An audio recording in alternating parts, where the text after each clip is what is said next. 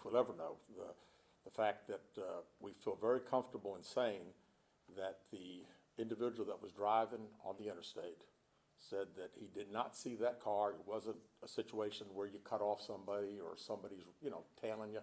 It's a situation that they're just driving down the interstate. All of a sudden they look over.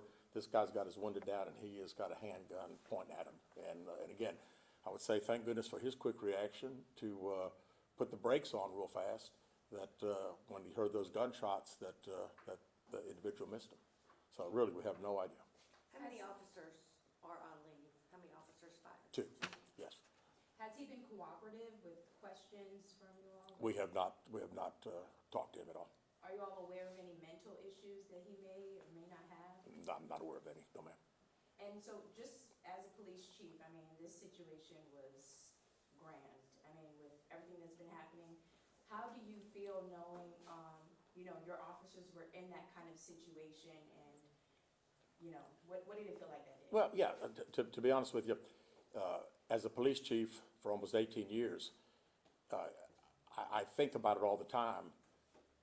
Officers getting hurt, officers getting shot, the ultimate sacrifice, and it's something that you never want to get.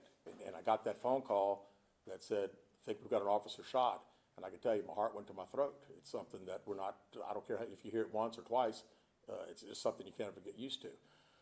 I hope, what the mayor said, we hope that our officers are trained properly, that they react, they don't think about what's taking place when things happen.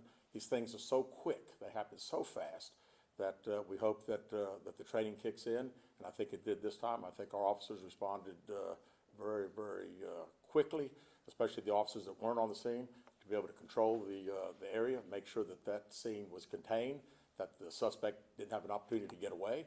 And then again, as the mayor said, we certainly thank, and I think that's what fire and police understand, that when we have something major happen, everybody shows up. And it's a great feeling to see all these neighborhood agencies, without us making a phone call. As soon as they hear, they responded. Are you going to be releasing the name of the officer that was shot? We're not right now. We want to give him his privacy with his family right now, and we know that if his name gets out, that it won't be real private at the time. Can you update us on how he's doing? Yeah, he's doing well. He's going to see a trauma specialist either today or tomorrow, but he was released that day. He took rounds through both arms, but I would say a miracle that those bullets went right through without hitting any bones, really hitting anything. It was just straight through, in and out, and which is an incredible situation that it didn't affect any more than that. So he's hurting a little bit because of those wounds, but we expect him to hopefully make a full recovery, and we certainly look forward to him getting back to work with us whenever that's possible. The initial report was that he was also hitting the vest. Do you know if he was or not? Not to my knowledge. Okay. Can you tell us more about him? He's been with the department for 6 years, 12 Yeah. years of experience in law enforcement. Yeah, he was also at one time a Birmingham police officer for almost 4 to 5 years, and then was in Dothan, I think, for about a year and a half. So a good, very, very experienced officer. And again, I think I know what he did at the scene was phenomenal. He's getting shot, he's returning fire also, and then we had another officer that was on the scene that returned fire. Excellent job on their part, excellent job on everybody's part of the scene. And like I say, unless you're there, these things happen so fast, and the reaction that you take, hopefully the training kicks in, and I think it did in this particular case. Why do you think people are so comfortable firing on police now? Carol, I don't know. I've been a policeman for a long, long time, and I've just never seen anything like it now. It just seems like that people just, to resolve conflict, they just pull guns out and shoot. In the old days, you might go hand to hand, fist to fist, but it seems like those days are over. And I don't know. There's all sorts of reasons that you hear. People talk about video games and all the stuff that happens in video games, killing police and just individuals in those games. And then I think sometimes too, the fact that you hear some political leaders around the country talking about defund police and we need to do away with police and that type of thing. And maybe when people hear that they think that they can do anything they want to do and nothing should happen to them. I really don't know. If I knew, I could probably make a lot more money than what I'm doing now. Could you further detail the conversation that got the suspect to leave and at least give himself up to police? Maybe somebody else could discuss that a little bit. Yeah, Captain Escalita? yeah, so, you know, we had negotiators from the Hoover Police Hostage Negotiation Unit and as well as assistants from Shelby County Sheriff's Office Hostage Negotiators, and